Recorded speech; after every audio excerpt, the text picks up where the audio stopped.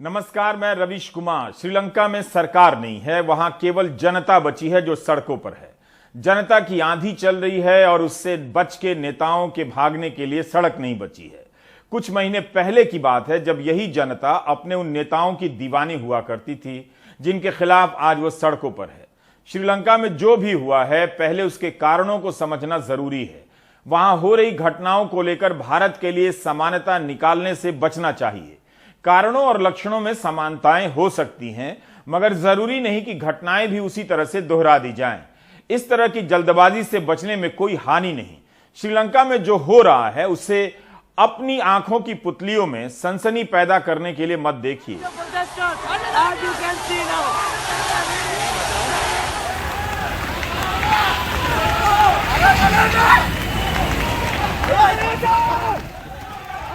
क्योंकि सड़क पर भूखी जनता का आक्रोश देखकर तुरंत ही कविता और शेरो शायरी पर पहुंच जाने की बहुत लोगों की आदत हो चुकी है।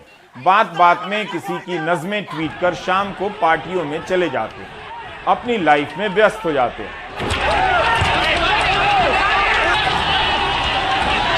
इसलिए देखिए कि जो जनता इस वक्त श्रीलंका की सड़कों पर है वह कुछ महीने पहले तक बौद्ध गौरव की राजनीति के नशे में इतनी नफरत से कैसे भर गई थी। अतीत का स्वर्ण युग लौटाने की फर्जी राजनीति में उसे मजा क्यों आ रहा था।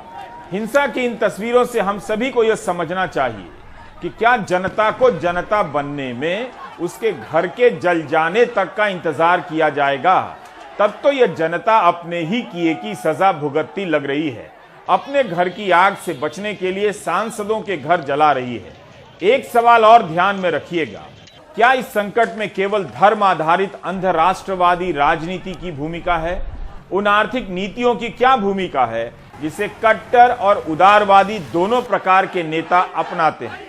अगर आप आर्थिक नीतियों की नजर से भी दोनों पक्षों को देखेंगे तो मुमकिन है तस्वीर कुछ ज्यादा साफ नजर आएगी। श्रीलंका भी नजर आएगा और दूसरे देशों के छोटे छोटे संकट भी नजर आने लगेंगे।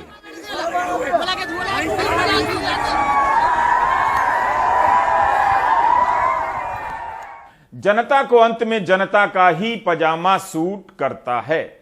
उस जनता को पजामे और आपे से बाहर लाने के लिए गोटाब्या और राजापक्षे की पार्टी ने 70% की बौद्ध आबादी की राजनीति को हवा देनी शुरू कर दी। अतीत के गौरव की स्थापना के हुंकार भरे जनता उनके पीछे ललकार भरने लगी।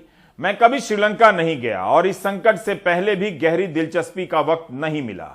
इतना बता देने से एक दर्शक के तौर पर आपके लिए भी आसान हो जाता है कि जो टीवी के सामने है वो ना तो हीरो है ना सर्वज्ञाता है, लेकिन आपके लिए जो पढ़ा है उसी से बता रहा हूं।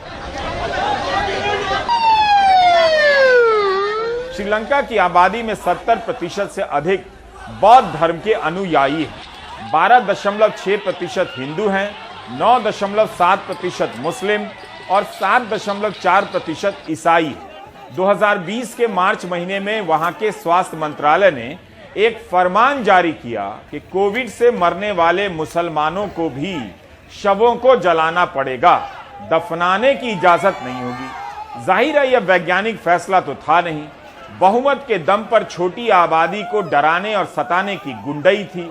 आज की आक्रोशित जनता को कभी यह सब ठीक लगा करता होगा, तभी तो सरकार इस तरह के बेतुके फैसले ले रही थी। इस जनता को दूसरे को सताने में सुख मिलने लगा होगा, तभी तो वह सरकार के इस फैसले को अनदेखा कर रही थी। संयुक्त राष्ट्र के मानवाधिकार आयोग ने श्रीलंका की सरकार से अपील की थी कि वह मुसलमानों के लिए कोविड शवों को जलाने के फैसले को वापस ले ले, दफनाने की अनुमति दे दे। संयुक्त राष्ट्र ने चेतावनी दी थी कि इससे मुसलमानों के प्रति हिंसा भड़केगी, समाज में नफरत का विस्तार होगा। सोमवार को स्वास्थ्य मंत्री को भी अपने पद से इस्तीफा देना पड़ा।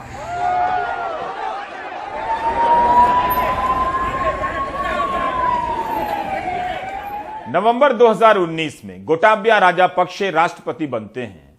तब श्रीलंका में सिंघली बौद्ध के बहुमत की राजनीति की आंधी चलने लगी थी।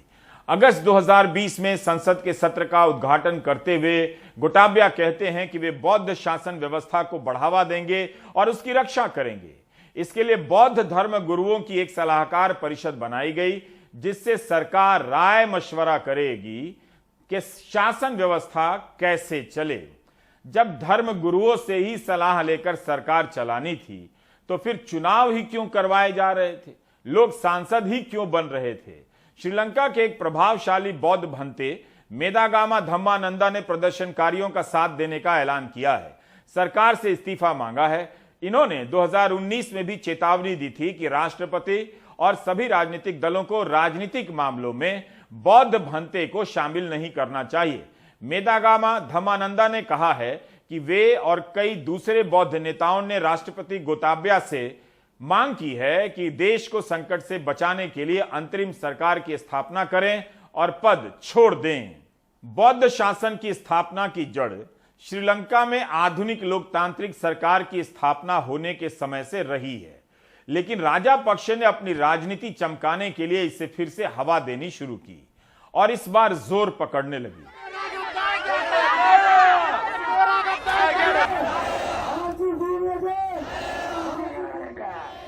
आशुतोष वार्ष्णेय ने श्रीलंका के ऊपर कुछ ट्वीट किए हैं।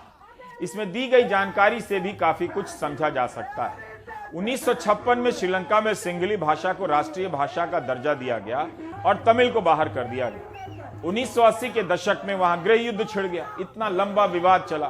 कई दशकों बाद श्रीलंका में शांति आई तो जनता को फिर से बहुसंख्यकवाद की राजनीति का चस्का लगा दिया गया। 70% की आबादी सिंगली गौरव की भाषा बोलने लगी। भाषा और धर्म के आधार पर 70% की राजनीति।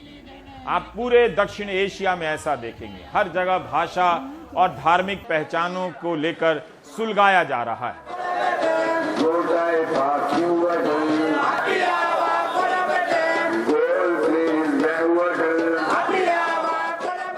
कुल मिलाकर भाषा और धर्म की राजनीति के बहाने लोकतंत्र की संस्था और लोकतांत्रिक चेतना को ध्वस्त कर देने की कहानी है श्रीलंका की, जो दुनिया में पहले भी घट चुकी है और आगे भी घटती रहेगी। अमेरिकी विदेश विभाग एक रिपोर्ट तैयार करता है, इसे रिपोर्ट ऑन रिलीजियस फ्रीडम कहते हैं। इसी रिपोर्ट में भारत को चिंताजनक वाले देश की कैटेगरी में रखा गया। 2020 की रिपोर्ट में इस बात का भारत सरकार ने प्रतिवाद भी किया था। श्रीलंका के ईसाई समूहों का एक व्यापक संगठन है जिसका नाम है national Christian evangelical alliance of Sri Lanka, NCEASL।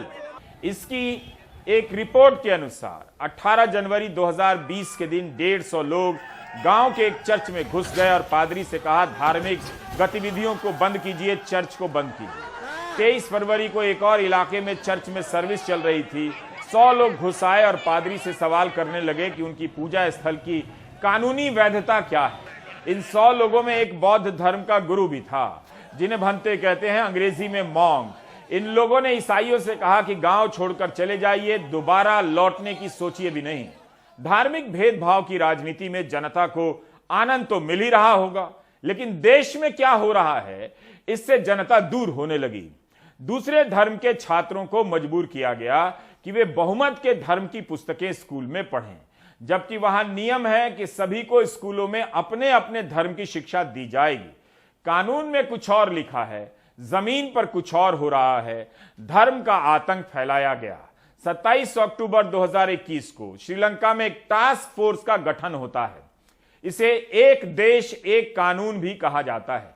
13 सदस्यों के इस टास्क फोर्स में केवल सिंगली बौद्ध समुदाय से ही सदस्य बनाए गए। राजा पक्षे की यह सनक जनता को नजर नहीं आई कि इस तरह से भेदभाव क्यों किए जा रहे हैं। नवंबर 2021 की इस खबर में लिखा है कि श्रीलंका के कैथोलिक बिशप कॉन्फ्रेंस ने राष्ट्रपति गोटाबाया से मांग की है कि वे एक देश एक कानून को लेकर बनाए गए टास्क फोर्स को वापस लें। इसमें तमिल, हिंदू, कैथोलिक और ईसाई अल्पसंख्यकों में से भी सदस्य बनाए, जो कि नहीं बनाया गया है। कानून मंत्री अली साबरी ने तब बयान दिया था कि एक देश एक कानून के लिए टास्क फोर्स बनाते समय उनसे पूछा तक नहीं गया। इसी तरह 1 जून 2020 को पुरातात्विक और ऐतिहासिक इमारतों के संरक्षण के लिए एक कमेटी बनती है। इसमें भी केवल सिंगली बौद्ध लोगों को सदस्य बनाया जाता है, जिसका काम था कि मुस्लिम और तमिल बहुल इलाकों में पुरातात्विक स्थलों का सर्वे करना। इसके जरिए उन धर्म स्थलों के बौद्ध स्थल होने का दावा किया जाने लगा। इन दो फैसलों के आधार पर आप समझ सकते हैं कि किस तरह गोटाबया राजपक्षे की सरकार हर धर्म के अल्पसंख्यकों को सता रही थी, उन्हें मानसिक तनाव दे रही थी, सरकार की कमेटियों से बाहर कर रही थी। बहुसंख्यक जनता को भटकाने के लिए अल्पसंख्यकों पर तरह तरह के जुल्म ढाए गए। ये सब वहां की प्रेस में छपा है, वहीं से बता रहा हूं। न्यूज फर्स्ट एमटीवी चैनल पर 31 दिसंबर 2021 का एक लेख है। इस लेख में ब्रिटेन के प्रधानमंत्री के घर की सजावट के बहाने श्रीलंका के हाल पर व्यंग्य किया गया है। कहा गया है कि ब्रिटेन के प्रधानमंत्री के घर की सजावट पर खर्चे हो रहे हैं, लेकिन श्रीलंका में तो पूर्व राष्ट्रपति को आजीवन सरकारी घर दे ही दिया जाता है। हमारे राष्ट्रपति तो अपनी जेब से करोड़ों रुपए खर्च कर निजी जेट विमान से तिरुपति दर्शन करने जाते हैं और यह बात जनता को शान से बताते हैं। वह जनता सवाल भी नहीं करती कि महिंदा राजपक्षे एक किराए के मकान में रहते थे, आज इतने अमीर कैसे हो गए कि प्राइवेट जेट से भारत जाकर तिरुपति के दर्शन कर रहे हैं।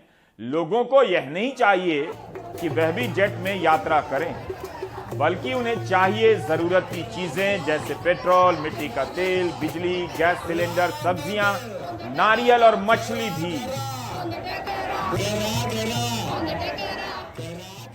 इस लेख में यह भी लिखा है कि जब भी हमारे नेता बकवास करें तो चुप नहीं रहना चाहिए।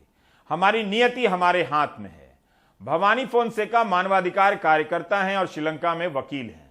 शुभांगी डेढ़गवे और सुशील महापात्रा ने भवानी से वहां चल रहे हालात के बारे में बात की है और ये बातचीत अंग्रेजी में है। We are seeing a united front in terms of many citizens coming together in the demand for change. So that is quite remarkable.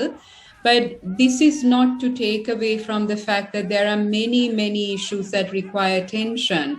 And this particular crisis point has brought communities together.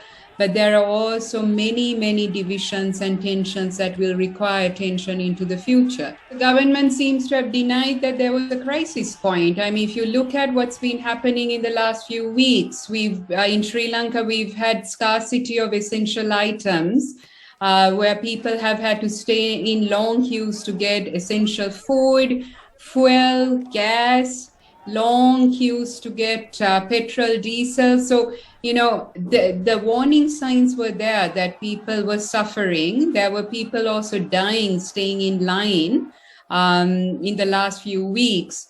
But the denial or the lack of acknowledgement that the Sri Lanka was heading towards crisis point has led to this particular situation.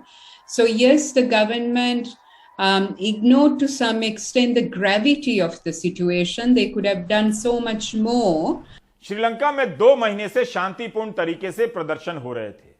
हिंसा इसलिए भड़की कि लोगों से भिड़ाने की सरकार की तरफ से कोशिश की गई। सरकार के समर्थन से लोगों को बसों में भरकर लाया गया। इन्होंने जब प्रदर्शनकारियों पर हमले किए तब उसके जवाब में हिंसा भड़क गई।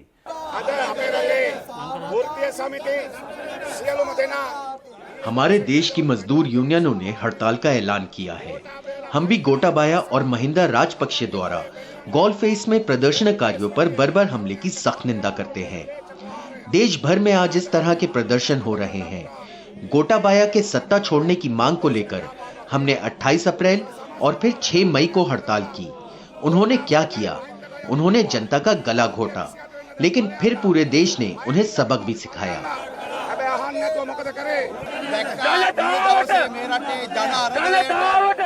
हमने कल देखा कैसे महिंदा राजपक्षे ने साजिश बनाकर प्रदर्शन कर रहे लोगों पर हमला कराया। वो दूसरे प्रांतों के नेताओं को प्रधानमंत्री के घर लेकर आए, प्रदर्शनकारियों पर हमले के लिए भाड़े के बदमाशों को लाए। हम मांग करते हैं कि देश में आग लगाने और प्रदर्शनकारियों पर क्रूर कार्रवाई करने के लिए महिंदा राजपक्षे के खिलाफ कानूनी कार्रवाई की जाए।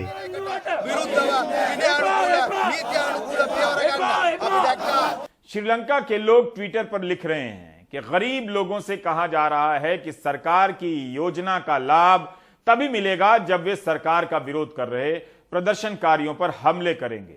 पुनर्वास केंद्रों से कैदियों को बसों में भरकर लाया जा रहा है ताकि सरकार समर्थक रैली बड़ी लगे। सरकारी कर्मचारी और अफसरों पर दबाव डाला जा रहा है कि लोगों के खिलाफ प्रदर्शन में शामिल हों, लेकिन सरकारी अधिकारी लोगों के साथ प्रदर्शन में शामिल हो रहे हैं। एक सांसद ने लोगों पर गोली चला दी तो भीड़ से बचने के लिए उसने खुद को ही गोली मार ली। लोगों ने खास तरीके से पूजा की है। उनसे कहा गया है कि भगवान से अपनी किस्मत मांग लें या शिकायतों का समाधान। सरकार समर्थक भीड़ ने लाइब्रेरी पर हमला किया तो कई लोगों ने किसी तरह से किताबों और लाइब्रेरी को बचाने की कोशिश भी की। जनता अब कह रही है कि किताब ही जन क्रांति का सबसे बड़ा हथियार है।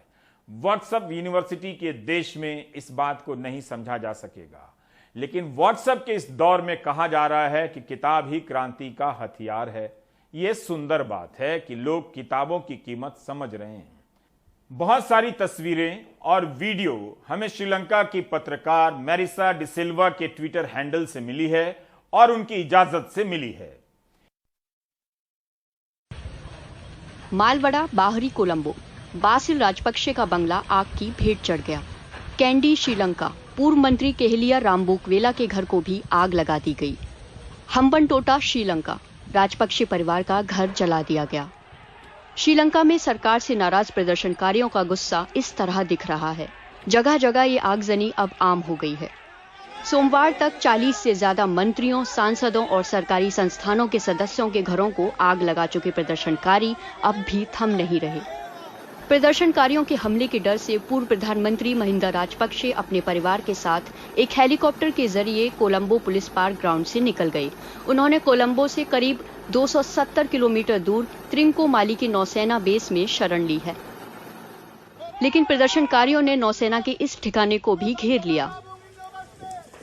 इसके कुछ ही देर बाद प्रदर्शनकारियों ने बाहरी कोलंबा के मालवड़ा में पूर्व मंत्री बासिल राजपक्षे के बंगले को आग लगा दी। प्रदर्शनकारियों ने पहले कंपाउंड में पत्थरबाजी की और फिर गेट को तोड़कर इमारत में आग लगा दी। श्रीलंका में जारी इन प्रदर्शनों के दौरान प्रदर्शनकारियों ने पश्चिमी प्रांत के इंचार्ज सीनियर डीआईजी देशबंधु तेनाकून पर भी हमला किया। वो ये जानना चाहते थे कि प्रदर्शनकारियों पर हमले का आदेश किसने दिया। इस बीच श्रीलंका के रक्षा मंत्रालय ने चेतावनी दी है कि अगर कोई दूसरों को या सरकारी संपत्ति को नुकसान पहुंचाएगा तो उसे गोली मार दी जाएगी। इस आदेश के बाद स्थिति और खराब हो सकती है। कोलंबो से शीजा एमएस की रिपोर्ट, एनडीटीवी इंडिया। श्रीलंका की हालत बहुत खराब है। वहां के पत्रकार लिख रहे हैं कि अंतर्राष्ट्रीय मीडिया ने संकट को अनदेखा किया है, जिसके बारे में समझा जाता था कि जब वो बोलेगा तभी दुनिया को बात पता चलेगी, लेकिन अब ऐसा नहीं है। श्रीलंका की जनता सोशल मीडिया का इस्तेमाल कर रही है, लोगों तक बातें पहुंच रही है। जनता अपने आप में मीडिया बन गई है। सोशल मीडिया के जरिए लोग अपनी बात रख रहे हैं। क्या ऐसा भारत में किसान आंदोलन के समय नहीं हुआ था? पत्रकार दानिश सिद्दीकी को एक बार फिर से पुलित्जर पुरस्कार मिला है। दानिश को पुलित्जर पुरस्कार भारत में कोविड की दूसरी लहर के कवरेज के लिए मिला है। रॉयटर न्यूज एजेंसी के चीफ फोटोग्राफर के तौर पर दानिश ने जब भारत के शमशानों से तस्वीरें ली तब जाकर लोगों को पता चला कि हालात क्या है। मरने वालों की गिनती केवल अंकों में नहीं हो सकती। उन तस्वीरों ने मौत से पर्दा हटा दिया, तमाम आंकड़ों को चुनौती दे डाली।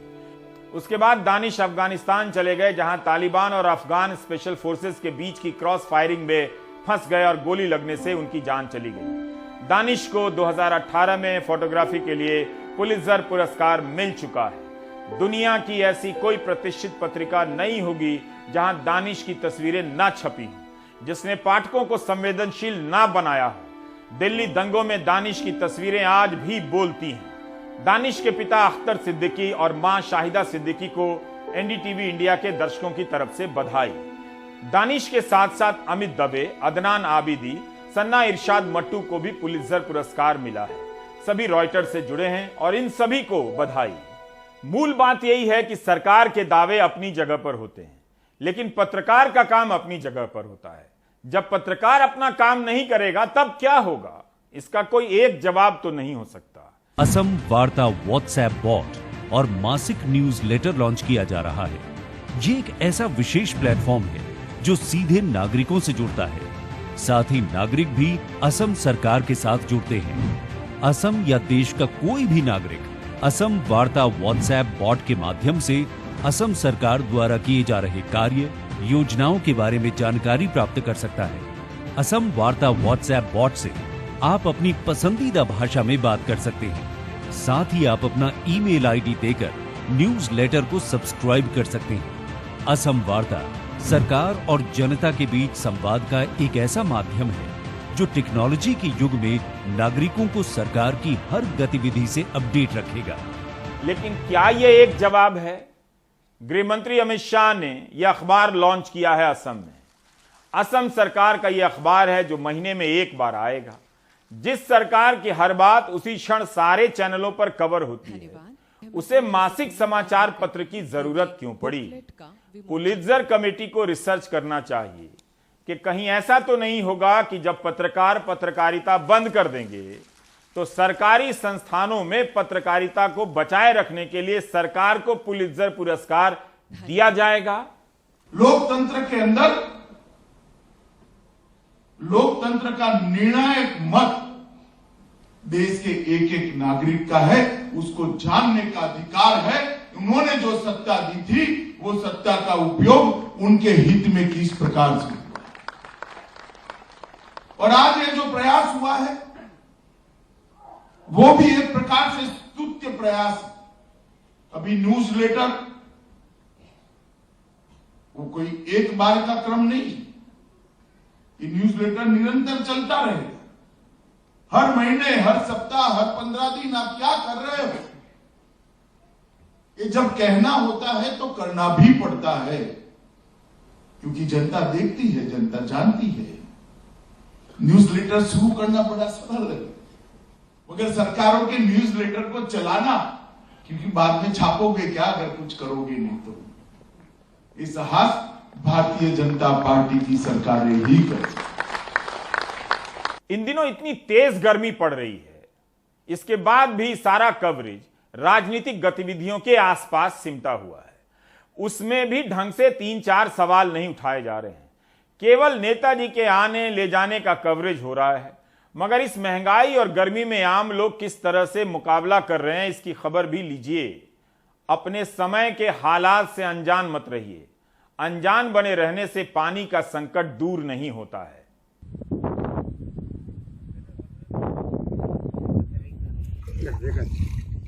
ग्रामीण क्षेत्रों के लिए 30,600 करोड़ रुपए से अधिक की नल जल योजनाएं स्वीकृत। 2 साल में 6,000 करोड़ रुपए खर्च कर 40% घरों तक नल का पानी।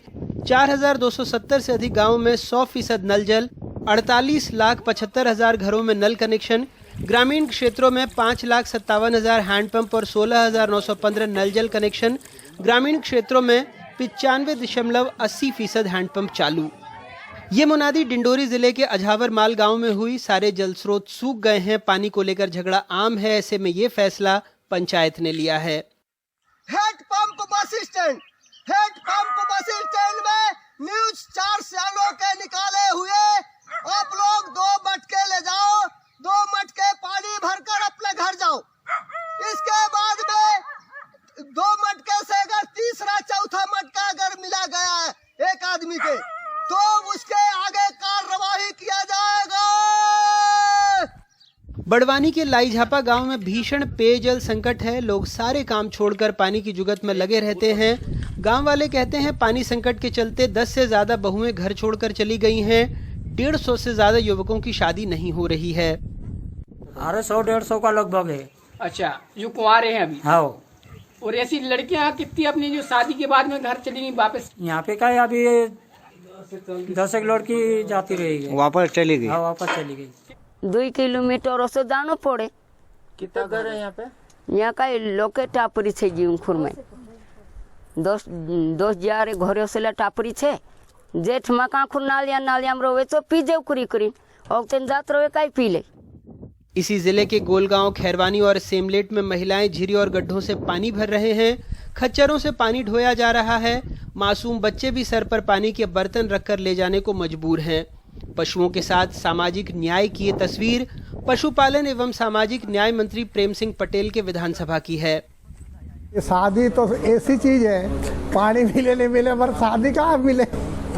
अरे जोड़े बिना रह थोड़ी सकते, तो वो भी आप लोग व्यवस्था करेंगे, चिंता वाली बात नहीं। क्योंकि मैंने आपको बताया कि देश का प्रधानमंत्री कितने घंटे काम करता है, आप सब लोग जानते हैं। माननीय मुख्यमंत्री जी भी रात दिन वो हमको भी कहता है आप सब चिंता करो, आप मुझे बताओ कि विकास के बारे में क्या करना चाहिए। मतलब जल्द व्यवस्था वाकई में अभी नर्मदा जी का पानी आप लोगों ने देखा होगा, होती से हम लोग ये बड़वानी का ये अंधराड़ा है, ओसाड़ा है नहीं, ओसाड़ा में जा रहा है नर्मदा जी का पानी। रायसेन जिले के फतेहपुर में गंदे पानी का ये कुआं ही प्यास बुझाने के काम आता है। ये इलाका चिकित्सा मंत्री डॉक्टर प्रभुराम चौधरी का है। पानी की सबसे ज्यादा परेशानी, घटिया से पानी ले ले और दूर है पानी, मकानों पे जा रहा है घटिया, बस की नहीं तो भर रहा है पकड़। विदिशा जिलों में जगह जगह पानी के टैंकर पर झूमते झपटते लोग दिख जा रहे हैं। पानी की बहुत दिक्कत है कि भाई साहब हम साइकिलों से लाते बच्चे ढो ढो कर, और टैंकर के भरोसे बैठे रहते कि सब दिन हो जाए टैंकर ही ना आए, सब दिन बच्चे फिर रहे हैं धूप में। अब अभी तक टैंकर का कोई पता ही नहीं है। नगर पालिका में नल भी लगे हैं तो भी कभी समस्या हल नहीं होती है, पानी नहीं आता है नलों में। आपको लग रहा है हम दूर दराज भटक रहे हैं? ये भोपाल शहर में आशिमा मॉल के पीछे की बस्ती है। वार्ड 53 के प्रभारी को पता नहीं, हमने फोन लगाया तब भी जवाब नहीं मिला। वैसे यहाँ टैंकर ही आसरा है, लोग काम धाम छोड़कर गर्मियों में टैंकर की राह देखते हैं। पानी की प्रॉब्लम है सर, पानी की प्रॉब्लम आ रही है तो मजदूरी पे जाते हैं और इस वक्त अभी पानी का इंतजार करना पड़ता है। हाँ, काम में दिक्कत नहीं आती? जैसे बाइक को छोड़ना पड़ता है, कभी हम भी रुकते हैं पानी के चक्कर में, क्योंकि टाइम पानी का कोई टाइम नहीं है। कोई नहीं जा पाता, ना मेरे भाई ना बाप ना मताई, कोई नहीं, सब पानी के अपने अपने चक्कर में रहते हैं। कोई टाइम नहीं है पानी का, काम वगैरह पे जाने में काम अब जो ठेला भरा खड़ा है सब्जी का, अब पानी के इंतजार में खड़े हैं। आपको लगता होगा मुख्यमंत्री जी कुछ करते नहीं। वो नवंबर में अपने गृहगांव में अधिकारियों को धमका कर गए थे, सुनिए। ये कौन का काम? मेरा काम है। एक साथ आवेदन दे रहा हूँ और 15 दिन के बाद मैं पूछूंगा, अगर एक जगह भी शिकायत आ गई तो तुम नहीं रहोगे। ठीक है, ये कोई तरीका थोड़ी होता है, एक रिकॉर्डिंग में देखूंगा। वैसे अप्रैल में फिर पहुंचे तो हालात जस के तस थे। सो सुबह 6:30 बजे सारे सरकारी अधिकारियों को बुलाया, बैठक की, लेकिन हालात ये तस्वीरें बता रही हैं। 2024 तक भी हालात शायद ही बदलें, क्योंकि पीएचई ने 6500 करोड़ रुपए की लागत से 18,000 में से 14,000 गाँव में ही काम शुरू किया है। पीएचई और जल निगम ने जिन गाँवों में काम शुरू किया उनमें 40% में ही काम पूरा हो पाया है। राज्य में 10,000 टंकियां बननी है, जिसके लिए 14,000 कुशल श्रमिक चाहिए। HD iron pipe, petrol diesel के दाम बढ़ने से निर्माण लागत भी बढ़ गई है। वैसे इतनी तकलीफदेह तस्वीरों के बाद एक खुशखबरी, जल संकट से निपटने पीएचई विभाग ने 400 इंजीनियरों की भर्ती की योजना बनाई है। 2 महीनों में दावा है कि पद भर दिए जाएंगे, शायद तब तक बारिश से जल स्रोत भी भर ही जाएं।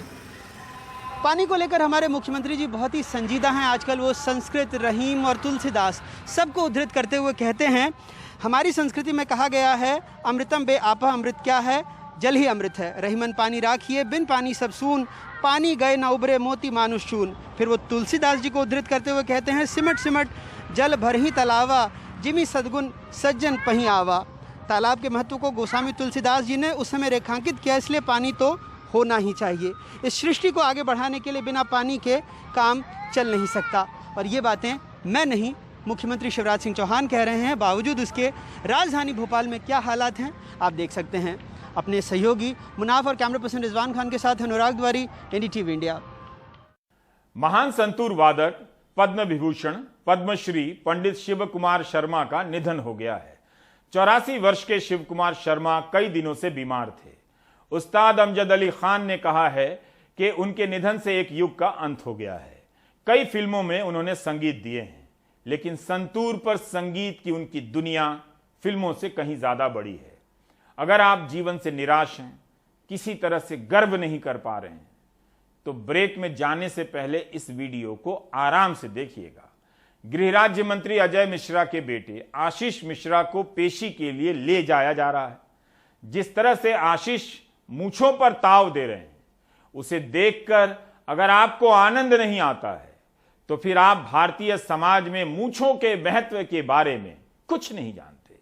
बाकी आप जो जानते हैं उससे कहां किसी को ऐतराज है। सर्वज्ञाता दर्शक समाज तक यह वीडियो पहुंचे और हमें ब्रेक लेने की अनुमति मिले। वीडियो देखा जाए।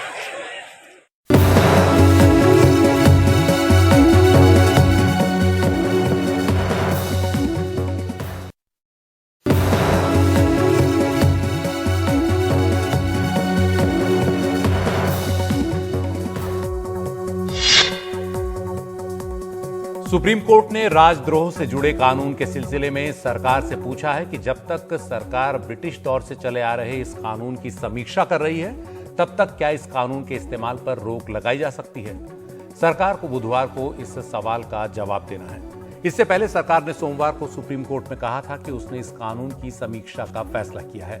सुप्रीम कोर्ट राजद्रोह से जुड़ी आईपीसी की धारा 124A की वैधता को चुनौती देने से जुड़ी कई याचिकाओं पर सुनवाई कर रहा है। सुप्रीम कोर्ट कई बार इस कानून के दुरुपयोग को लेकर चिंता जता चुका है। सुप्रीम कोर्ट का कहना है कि जिन लोगों के खिलाफ राजद्रोह के कानून के तहत केस दायर किए गए हैं या भविष्य में किए जा सकते हैं, क्या उनके हितों को देखते हुए समीक्षा पूरी होने तक इस कानून के इस्तेमाल पर रोक लगाई जा सकती है, और इस पर फैसला सरकार को बुधवार को सुप्रीम कोर्ट में देना है।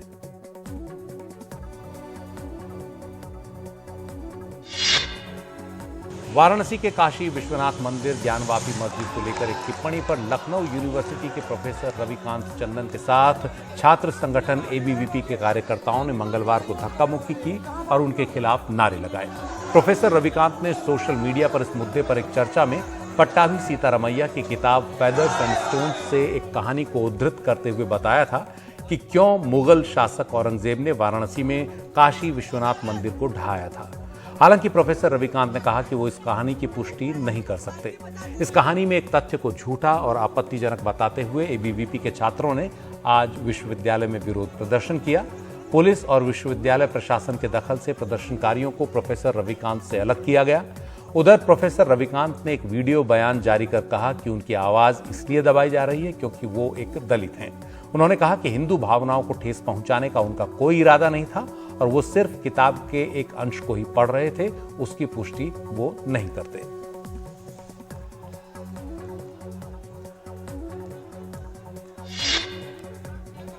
दिल्ली में अवैध निर्माण गिराने के नाम पर बुलडोजर के इस्तेमाल का सिलसिला जारी है। मंगलवार को दक्षिण दिल्ली नगर निगम ने न्यू फ्रेंड्स कॉलोनी और मंगोलपुरी इलाकों में अतिक्रमण हटाओ अभियान चलाया।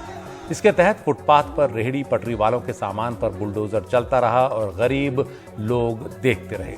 कड़ी सुरक्षा के बीच मंगोलपुरी इलाके के वाई ब्लॉक में करीब 200 मीटर के दायरे में सड़क के दोनों ओर अतिक्रमण कर बनाई गई दुकानों को तोड़ने की कार्रवाई चलती रही। इस बीच इलाके के विधायक मुकेश अहलावत बुलडोजर के आगे लेट गए, लेकिन पुलिस ने उन्हें हटा दिया और ये कार्रवाई चलती रही। इस दौरान कई रेहड़ी पटरी वालों ने कहा कि उनकी यहां बहुत पुरानी दुकानें थीं जिन्हें बिना नोटिस दिए तोड़ दिया गया है।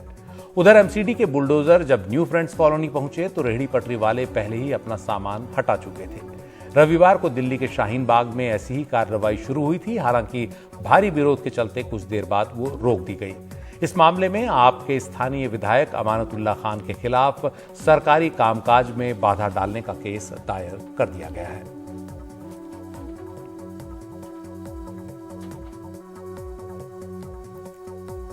और गरीब रेहड़ी पटरी वालों का सामान तो बुलडोजरों ने हटा दिया, लेकिन सब सवाल यही कर रहे हैं कि जो अवैध अतिक्रमण पैसे वालों ने तमाम कॉलोनियों में दिल्ली के किया है, उनका अवैध अतिक्रमण हटाने की सुध एमसीडी को कब आएगी, या फिर ये मार सिर्फ गरीबों पर पड़ेगी।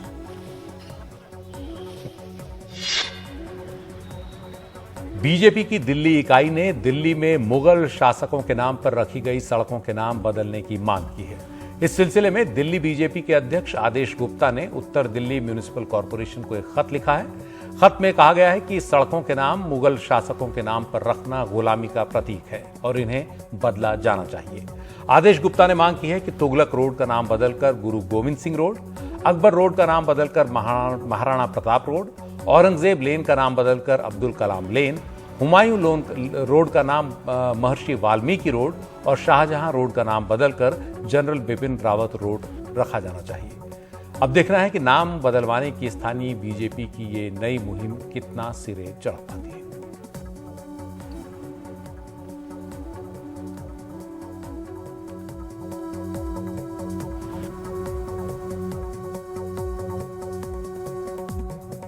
आप देख रहे थे प्राइम टाइम। नमस्कार।